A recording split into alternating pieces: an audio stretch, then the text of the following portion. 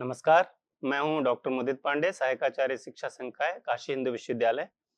और हम पाठ्यक्रम सूक्ष्म शिक्षण एवं संस्कृत शिक्षण शास्त्र में चर्चा कर रहे हैं सूक्ष्म शिक्षण एवं संस्कृत भाषा यानी कि इकाई 1।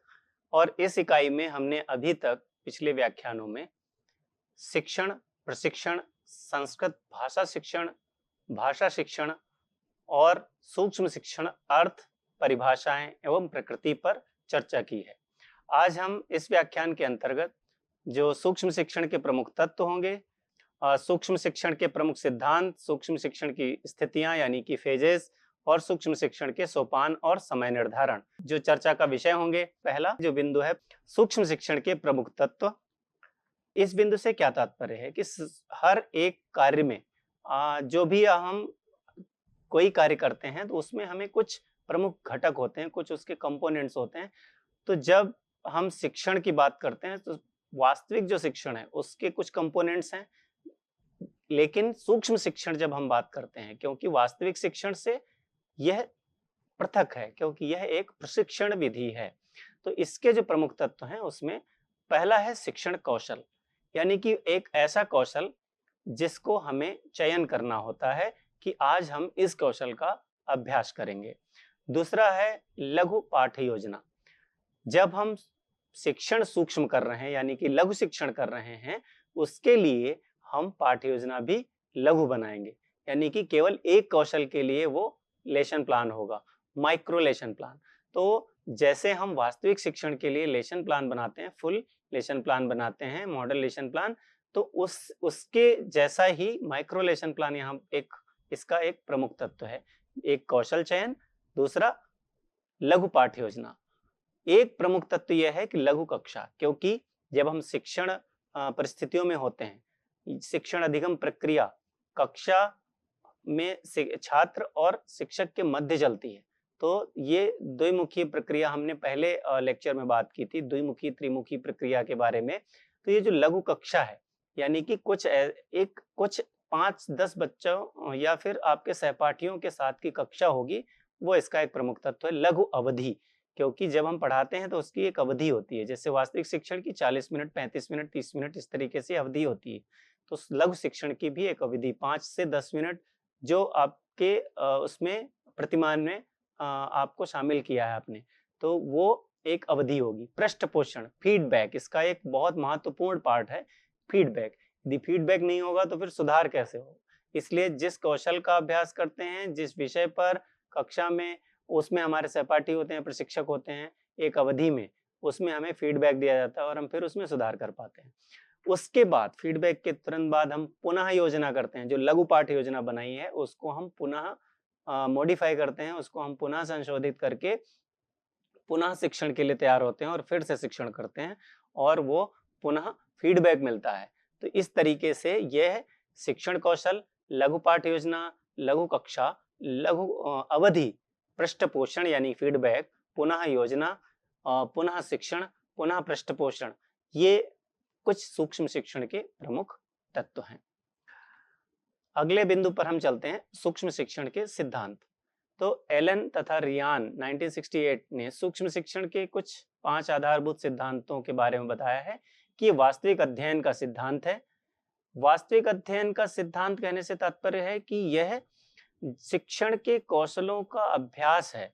तो शिक्षण के कौशलों में क्या-क्या आवश्यक चीजें हैं उनको हम वास्तविक रूप से सीखते हैं, और ये वास्तविक यानी कि व्यवहारिक अध्ययन का सिद्धांत है। व्यवहारिक रूप से हम सीखते हैं, जो सिद्धांत हैं उनको हम व्यवहारिक रूप से अप्लाई करते हैं।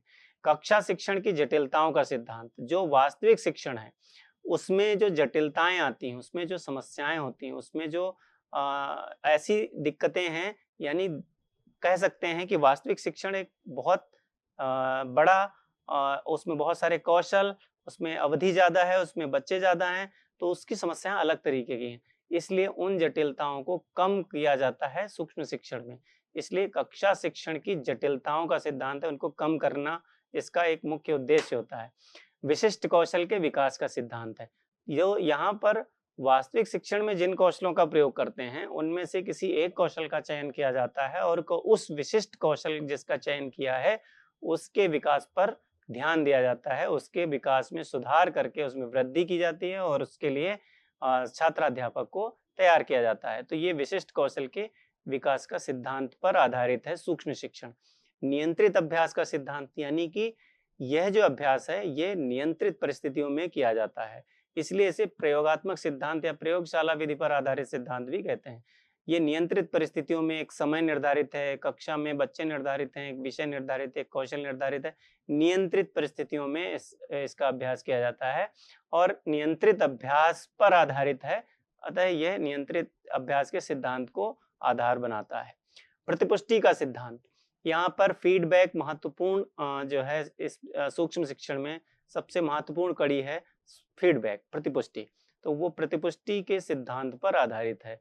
यदि प्रतिपुष्टि नहीं होगी तो जिस कौशल का अभ्यास किया गया है वो कौशल, उसमें सुधार कैसे होगा, क्योंकि यदि हमें यह ना पता चल पाए कि हमने जो शिक्षण का या जो कौशल शिक्षण कौशल का अभ्यास किया है वह कैसा है या कैसी प्रतिपुष्टि है, कैसी उसमें क्या सुधार की आवश्यकता है, क्या सुझाव आए हैं, ये नहीं होगा तो हम उसमें सुधार नहीं कर पाएंगे।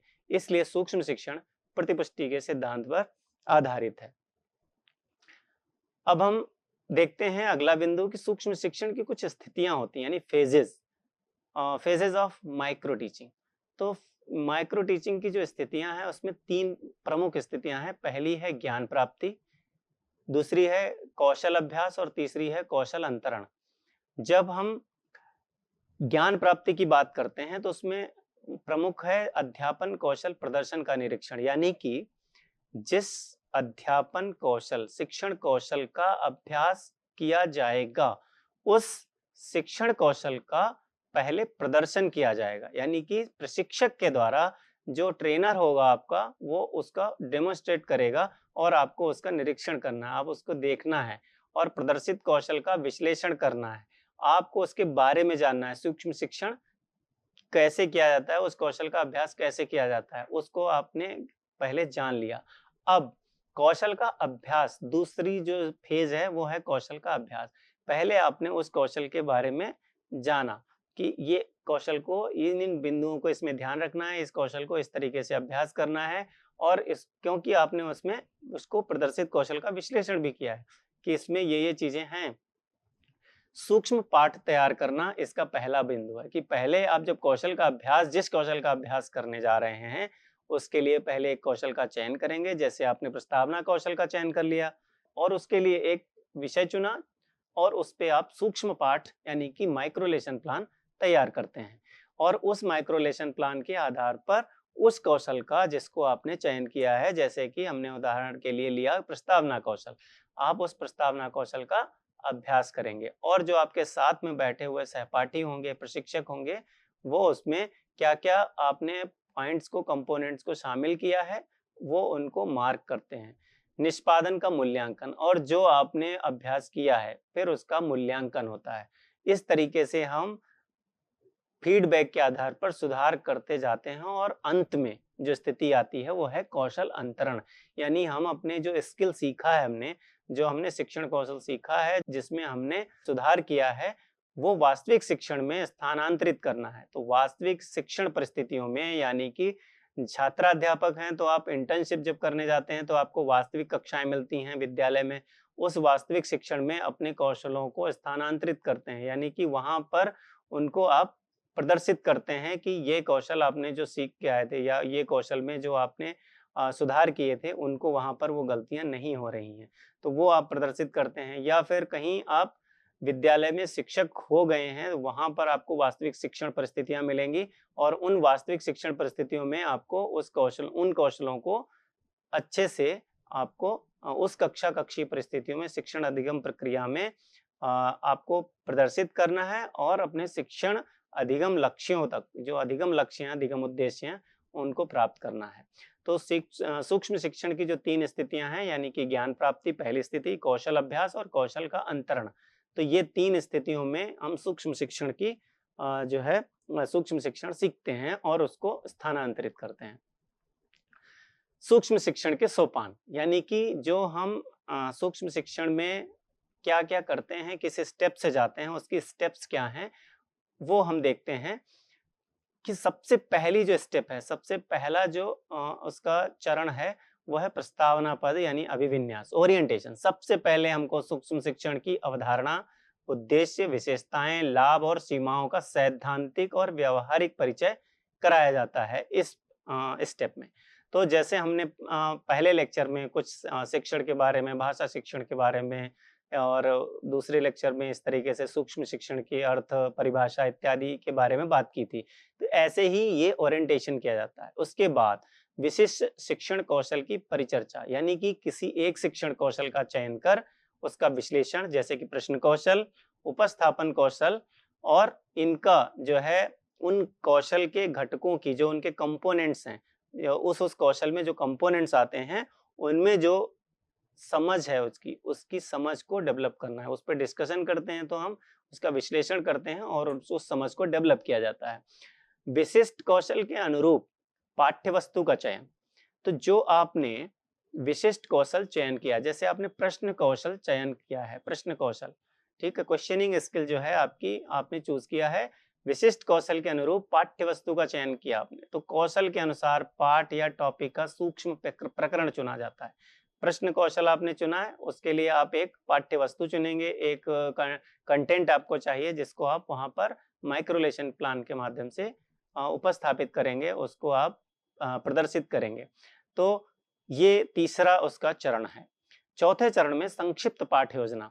जैसे कि हमने पहले देखा कि पहले हमने ओरिएंटेशन, उसके बाद एक स्किल का चयन, एक शिक्षण कौशल का चयन, उसके बाद एक विषय का चयन, और अब उस विषय की लेसन प्लान बनाना है, उस विषय की पाठ योजना, संक्षिप्त पाठ योजना बनानी है 5 से 10 मिनट के लिए। तो जो चुना गया कौशल है और प्रकरण है, वो दोनों को आधार बनाकर आप पाठ योजना बनाएंगे 5 से 10 मिनट के लिए। चौथा बिंदु संक्षिप्त पाठ योजना। 5वें बिंदु पर हम चलते हैं। इसमें प्रथम शिक्षण, यानी कि जब पहली बार आप शिक्षण करने लेसन के बाद जाएंगे, तो उसमें 5 से 10 छात्रों का एक समूह, जिसको आपको वो जो आपने पाठ चयन किया है, जो विषय वस्तु चयन की है, उस विषय वस्तु को पढ़ाना है आपको। तो शिक्षण जो उनको पढ़ाना, और जो ऑडियो वीडियो रिकॉर्डिंग हो रही है या आपके प्रशिक्षक बैठे हैं, आपके सहपाठी हैं, उनका वो जो है उसका निरीक्षण करेंगे। तो ये प्रथम शिक्षण के बाद की बात है। आदर्श पाठ प्रस्तुतिकरण है, तो इसकी एक नेक्स्ट स्टेप, जो 6th स्टेप है, यानी कि छठा जो सोपान है, वो है शिक्षण कौशल का आदर्श प्रदर्शन, शिक्षक द्वारा वीडियो, ऑडियो या लिखित रूप में। इस तरीके से, क्योंकि आप जब टीचिंग करने जा रहे हैं, उससे पहले आपको एक मॉडल लेसन आपको बताया जाता है कि आप ऐसे करेंगे, वीडियो के माध्यम से, ऑडियो के माध्यम से, या फिर रिटन फॉर्म में, वो आपको बताया जाता है, जिससे आप जब उस कौशल का अभ्यास करेंगे, तो वो एक रेफरेंस के तौर पर आपके पास रहेगा, आपके मस्तिष्क में रहेगा। पाठ निरीक्षण एवं समालोचना, ऑब्जर्वेशन एंड क्रिटिसिज्म, सहपाठियों, पर्यवेक्षक के द्वारा विश्लेषण, विशेषताओं व त्रुटियों पर चर्चा। यानी कि जब आप पाठ पढ़ा देंगे, आप पाठ प्रदर्शित कर देंगे, आपने कौशल का अभ्यास कर लिया है, उसके बाद आपके सहपाठी, आपके पर्यवेक्षक आपको जो है क्या करते हैं, विशेषताएं बताते हैं कि आपने ये अच्छा किया है, ये इसमें बहुत अच्छा है, विश्लेषण करते हैं उसको पूरा, और उसमें जो त्रुटियां हुई हैं, यानी कि उसमें जो सुधार के अवसर हैं, वो आपको बताए जाते हैं। तो उसमें जो है, क्योंकि ये त्रुटियों पर चर्चा हुई है, उसके बाद आपको ये क्या दिया जाएगा, फीडबैक, प्रथम प्रतिपुष्टि आई, तो आपको तुरंत व्यक्तिगत रूप से रचनात्मक सुझाव और सुधार के बिंदु दिए जाते हैं, कि आप रचनात्मक सुझाव इसलिए कि ऐसे सुझाव होते हैं कि आप में निरंतर निरंतर सुधार हो सके, आगे आगे जब अभ्यास करेंगे उस कौशल का, तो आप निरंतर अभ्यास की ओर, निरंतर सुधार की ओर बढ़ेंगे, तुरंत व्यक्तिगत रूप से, और वो जो है बिंदु आपको बता दिए जाते हैं। तो ये प्रथम प्रतिपुष्टि हो गई। इसके बाद जब आपको फीडबैक मिल गया, प्रतिपुष्टि मिल गई, तो आप क्या करेंगे, आपको वो जो बिंदु बताए गए हैं कि ये आपको सुधार करने हैं, ये आपके बिंदु ऐसे हैं जो कमजोर पक्ष हैं आपके, तो उसको आप रीप्लान करेंगे, जो है पुनर्योजना करेंगे, यानी कि प्राप्त फीडबैक के अनुसार पाठ योजना का संशोधन और पुनर्गठन। जो आपने लेसन प्लान किया था, माइक्रो लेसन बनाया था, उसको आपको फिर से प्लान करना है वहीं पर। तो पुनः शिक्षण, नेक्स्ट जो सोपान है यानी कि जो नेक्स्ट स्टेप है उसमें रीटीचिंग, जब आपने रीप्लानिंग की उसको आप फिर से पढ़ाएंगे। तो संशोधित पाठ को पुनः एक नए समूह को पढ़ाना और पुनः निरीक्षण या रिकॉर्डिंग करना। तो ये जो रीटीचिंग होगी ये फिर से आपने किया, उसी पाठ का उसी कौशल का अभ्यास फिर से हो रहा है उसी साइकिल में। फिर आपको तो जब वही साइकिल दोहराया जा रहा है तो फिर से आपको एक फीडबैक मिलेगा यानी कि रीफीडबैक, पुनः प्रतिपुष्टि। तो दूसरे शिक्षण के बाद फिर से आपको वैसे ही सुझाव सुधार के लिए दिए जाएंगे, मूल्यांकन और सुझाव आपको मिलेंगे। शिक्षण पुनः शिक्षण का चक्र, ये जो चक्र है आपका साइकिल है कि शिक्षण से लेकर पुनः शिक्षण, पुनः योजना, पुनः प्रतिपुष्टि, ये जो साइकिल है यह चक्र 4 से 7 बार तक दोहराया जा सकता है। यानी कि जब तक आपको उस कौशल में, जैसे हमने प्रश्न कौशल की बात की थी, तो प्रश्न कौशल में जब तक आपको दक्षता प्राप्त ना हो जाए तब तक इस साइकिल को हम दोहरा सकते हैं 4 से 7 बार। और 4 से 7 बार में प्रायः छात्रों में, छात्र अध्यापकों में वो स्किल दक्षता आ जाती है, वो स्किल आ जाता है, या वो उसमें कुछ और सुधार के, क्योंकि सुधार की गुंजाइश हमेशा रहती है, इसलिए वो प्रायः उस कौशल में दक्ष माने जाते हैं। तो ये है सूक्ष्म शिक्षण के सोपान। सूक्ष्म शिक्षण के सोपान के अंतर्गत अगर हम देखें तो पहला था प्रस्तावना पद, दूसरा था विशिष्ट शिक्षण कौशल, तीसरा है विशिष्ट कौशल के अनुरूप पाठ्य वस्तु का चयन, संक्षिप्त पाठ्य योजना, प्रथम शिक्षण, आदर्श पाठ प्रस्तुतिकरण, 7th है पाठ निरीक्षण एवं समालोचना, प्रथम प्रतिपुष्टि, फिर है पुनर्योजना, फिर है पुनर्शिक्षण, फिर है पुनः प्रतिपुष्टि। और यह शिक्षण पुनः शिक्षण का चक्र जो है ये सोपान ही है, क्योंकि ये सारे सोपान उस साइकिल में आते हैं। तो ये शिक्षण के सोपान है, किंतु इन सोपानों को जब समय निर्धारित होता है, यानी कि जो सोपान है उसमें उसके लिए समय निर्धारित है कि टीचिंग के लिए आपको 6 मिनट मिलेंगे।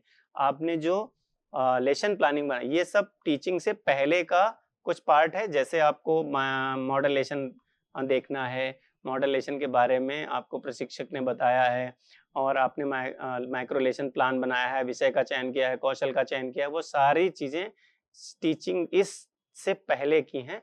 उसके बाद आपको टीचिंग के लिए 6 मिनट मिलेंगे। 6 मिनट में आपको वो प्रेजेंट करना है, उस कौशल का अभ्यास करना है। और उसमें विषय वस्तु महत्वपूर्ण बिल्कुल भी नहीं है, हमने पहले भी बात की, उसमें कौशल अत्यधिक महत्वपूर्ण है, उस कौशल का प्रदर्शन, उस कौशल का अभ्यास अत्यधिक महत्वपूर्ण है। प्रतिपुष्टि जो है वो 6 मिनट, यानी कि उसके बाद का जो पोर्शन है वो जब आप पढ़ा देंगे उसके बाद चर्चा होगी और उसके बाद आपको प्रतिपुष्टि दी जाएगी। आप वहीं पर रीप्लान करेंगे, 12 मिनट आपको टाइम मिलेगा, आप उसको रीप्लान करके और फिर रीटीच करेंगे और फिर आपको रीफीडबैक मिलेगा। इस प्रकार ये पूरा जो साइकिल 36 मिनट में कंप्लीट होगा उस एक स्किल के लिए। तो आप एक स्किल को अभ्यास ये इस साइकिल में करते हैं, 6 मिनट टीचिंग, फिर 6 मिनट प्रतिपुष्टि, फिर 12 मिनट का जो है रीप्लानिंग, और फिर 6 मिनट रीटीचिंग, और फिर 6 मिनट की रीफीडबैक यानी कि पुनः प्रतिपुष्टि। इस प्रकार 36 मिनट ये टाइम फ्रेम में आप उस साइकिल को, जो सूक्ष्म शिक्षण के सोपान है, उन साइकिल्स को पूरा कंप्लीट कर पाते हैं। जो हमने इस व्याख्यान में पढ़ा है इसके जो प्रमुख तत्व हैं उनको पढ़ा, और जो प्रमुख सिद्धांत हैं उनको पढ़ा। सूक्ष्म शिक्षण के जो स्थितियां हैं, ज्ञान प्राप्ति की, कौशल अभ्यास और कौशल का अंतरण, ये स्थितियों के बारे में हमने जाना। और सूक्ष्म शिक्षण के सोपान एवं समय निर्धारण को हमने इस पर चर्चा की, जो सूक्ष्म शिक्षण के सोपान है और वो साइकिल जो है कितने समय में कंप्लीट होता है, उनका समय निर्धारण क्या है, इस बारे में हमने चर्चा की है। धन्यवाद। स्वाध्यायात् मा प्रमदः, स्वाध्याय से प्रमाद ना करें।